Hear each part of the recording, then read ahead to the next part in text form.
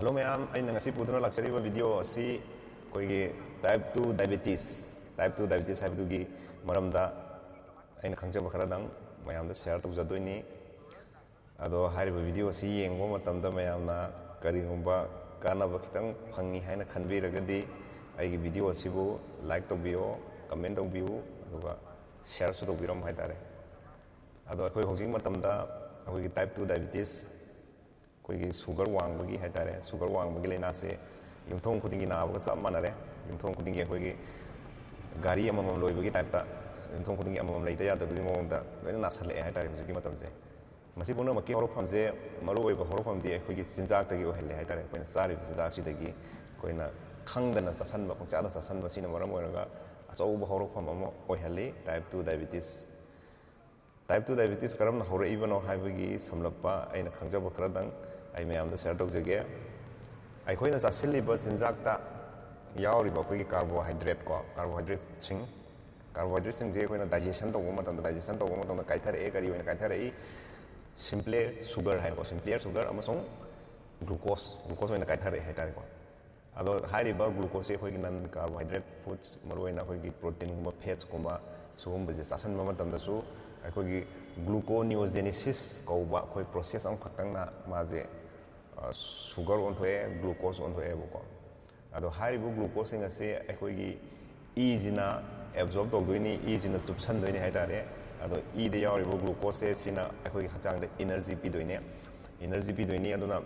akoi energy gi primary source hair di akoi gi glucose in oil ko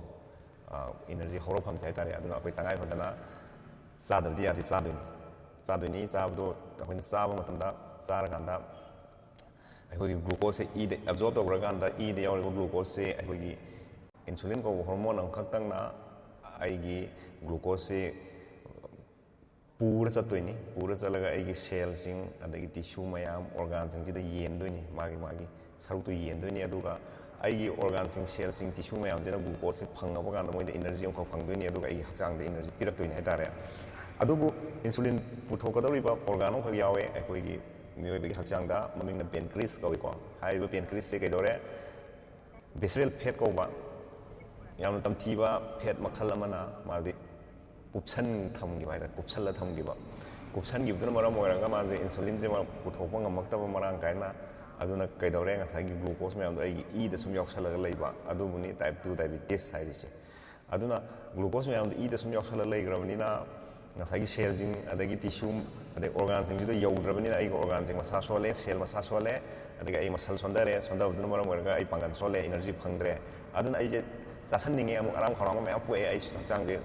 magi nga sagi organ mayam do sida control ma khoi gi demand tawre jasalo na aina di sum jasale tawdo mo di so yongamdre maram di ai insulin puthoktre abako aduna kaidore sara kan ga do winningi jasale kande hen sonthei haitare adui dadi yam maruoina akhoi gi diabetes puna haliba akhoi gi diabetes type 2 na haliba se maroi ba khorofam ding sagi visceral fat haibasine abako adi visceral fat haibase kanano